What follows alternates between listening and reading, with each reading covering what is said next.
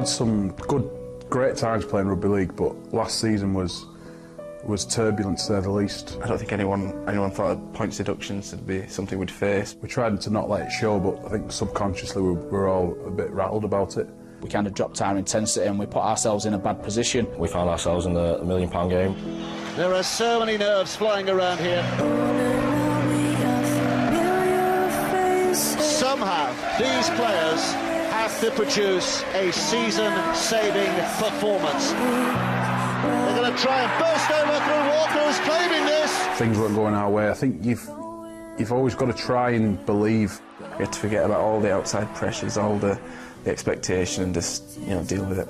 Tompkins out to Dobson, who gets the pass away to Ben Gordon-Masilla, and there's Salford's response. O'Brien with a long cut-out ball, and Evalds will scoot in. We've played rugby for years, it's our job, we're used to this, it was just another game. Horn puts the kick into the in-goal area, the dive is by Thomas Mills. They're moving a long way away from Salford, 18 points to 10. You've still got time here, you still will get a few sets left with the ball. I remember going to a scrum and I said to the lads, we can still do this, keep believing. Now, I didn't believe it. I don't think there was any chance of us, coming back. They have to score twice. The likelihood is they are not going to score twice. It's a mystery how it kind of unfolded really in them last 5 minutes.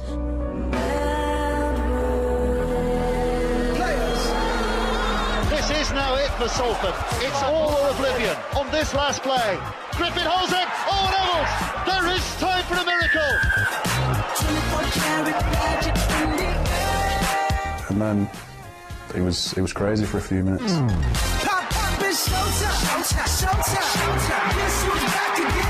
seconds to go. Last play here. And Johnston scores the most miraculous try you will ever see. It's all square. This is the £1 million kick. Just tried to compose myself, trust myself, and get a good strike on the ball. Thousands of eyes focus on one man. I dragged it wide. We're going to golden point extra time. As soon as I got back in that huddle, the boys, to get your head up and, we'll get this job done in extra time. It was the first set, so we just talked about completing and winning the field position battle. It was Michael Dobson who passed me the ball from dummy half, and I heard him out my ears scream, "Have a go." The next minute, Gazza's kicking a 50-yard shot goal. O'Brien, he's going for the drop goal right from the start. It hit it so sweetly, and then I looked to the other boys and I thought, he's got it. Oh, he has got it! He has got it! Not even in training, messing about, ever kicked anything like that. I don't think he'll ever hit one as sweet as that ever again. The feeling of relief was, it was unbelievable. We did it!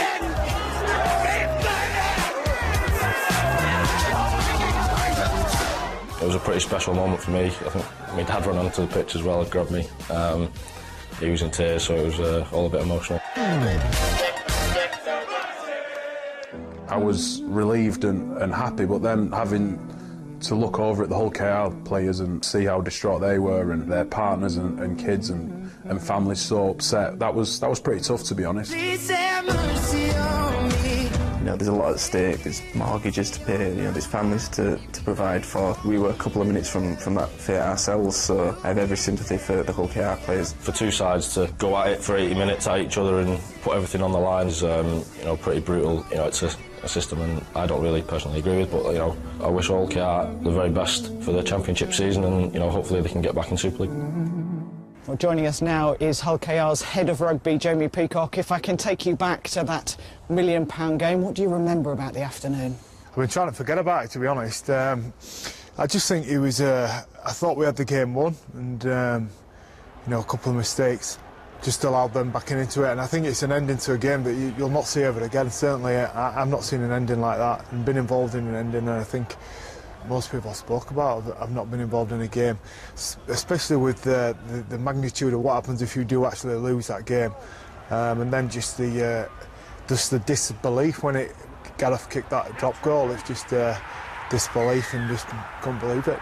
Do you have any regrets about coming out for retirement and that was your last game and not that grand final? My achievements in the game are more than finishing in a grand final. I think they speak for themselves, and I just think that's the way I am. I do everything I can to try and win in whatever I do, and it was extreme circumstances to come out and play.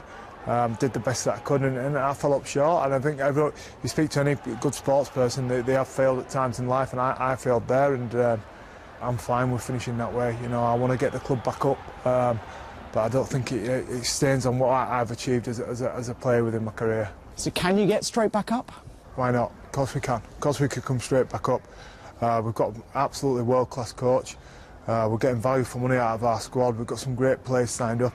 Our spine of the squad looks great. We've got a good mix between young good players and experienced players who know what they're doing. There may be room to get more players in, and I think some people will be wary of us come the middle eights next year. Do you honestly feel that this could be the best thing for the club as you look forward to the future? Without a doubt. Without a doubt. You know, we'll be laying on bedrock here, great foundations. If we come back up, we've managed to clear the decks, get a squad together that we want, and we've got a fantastic coach in here as well.